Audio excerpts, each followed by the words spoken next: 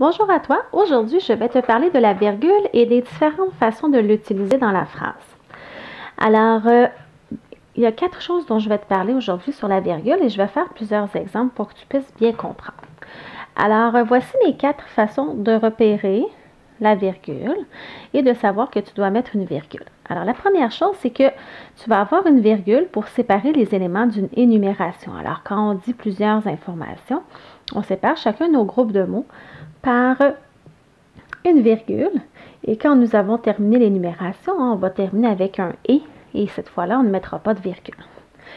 La virgule va aussi être utilisée lorsqu'on veut isoler le complément de phrase. Le complément de phrase, lorsqu'il est placé au début de ta phrase ou entre le sujet et le prédicant, on va lui mettre des virgules. On va utiliser aussi la virgule pour rapporter les paroles d'une personne dans un dialogue. Donc, pour savoir qui parle, alors on va mettre une virgule et ensuite on va dire qui parle dans notre dialogue. Et finalement, on l'utilise aussi pour séparer plusieurs idées dans une phrase. Alors, parfois, une phrase est composée de plusieurs idées. C'est comme si nous avions plusieurs petites phrases dans la même phrase. Alors, on doit séparer ces idées-là par une virgule.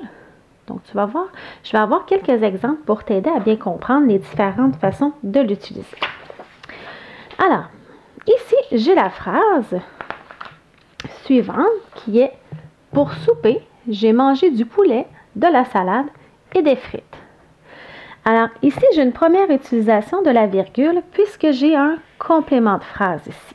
Si tu ne sais pas c'est quoi le complément de phrase, je te suggère d'aller voir ma capsule qui en parle. Alors, lorsque mon complément de phrase est en début de phrase, je dois lui mettre une virgule pour ensuite avoir mon sujet et mon prédicant. Alors, pour souper, j'ai mangé du poulet, virgule, de la salade et des frites.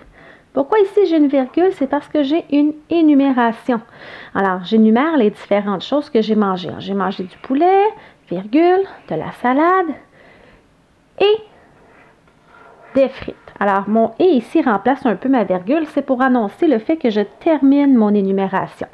Donc, au lieu de mettre une virgule, je vais mettre le mot « et » pour dire que mon énumération se termine. Alors, c'était ici les différentes possibilités dans ma phrase. Je regarde une autre phrase avec toi ici pour voir une autre façon d'utiliser la virgule. Tu dois ranger ta chambre, dit ma mère. Alors, ici, j'ai une virgule parce qu'on parle, on nomme qui rapporte ces paroles-là.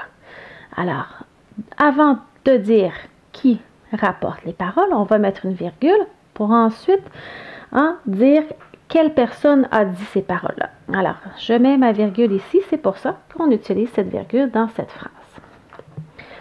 Je regarde avec toi un dernier exemple. Alors, j'ai quand même une longue phrase ici, tu vas comprendre pourquoi. Je suis allée à l'épicerie, j'ai commandé une pizza et je suis allée à mon cours de danse. Alors, ici, j'ai l'utilisation d'une virgule à cette place-ci. Je regarde ça. C'est parce que ici, si tu regardes bien, j'ai plusieurs idées dans ma phrase. C'est comme si j'avais ma longue phrase. Je suis allée à l'épicerie, j'ai commandé une pizza, je suis allée à mon cours de danse. Et dans cette longue phrase-là, j'ai plusieurs idées, j'ai plusieurs petites phrases. Et c'est cette façon d'utiliser la virgule, c'est pour bien les séparer mes idées.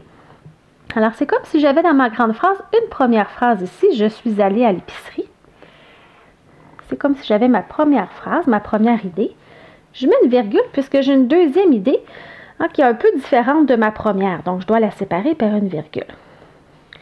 J'ai commandé une pizza. C'est comme si j'avais ma deuxième phrase ici dans ma grande phrase.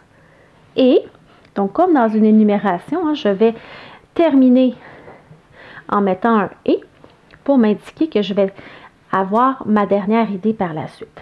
Et je suis allée à mon cours de danse. Alors, c'est ma troisième phrase ici. Est-ce que j'aurais pu tout simplement faire une phrase majuscule point 3 fois? Oui, j'aurais pu, mais souvent, on retrouve des phrases un peu plus complexes comme celle-ci et l'utilisation de la virgule nous permet de bien séparer les idées.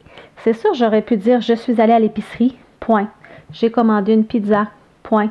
Je suis allée à mon cours de danse, point. » Mais plus tu vas avancer dans les années à l'école, plus tu vas avoir des phrases complexes. Donc, la virgule devient intéressante lorsque tu veux séparer tes idées comme ça. Alors, j'espère que toutes ces explications t'aideront à bien repérer, à bien comprendre pourquoi on utilise la virgule dans une phrase. Alors, n'oublie pas d'aimer ma publication et de t'abonner à ma chaîne YouTube.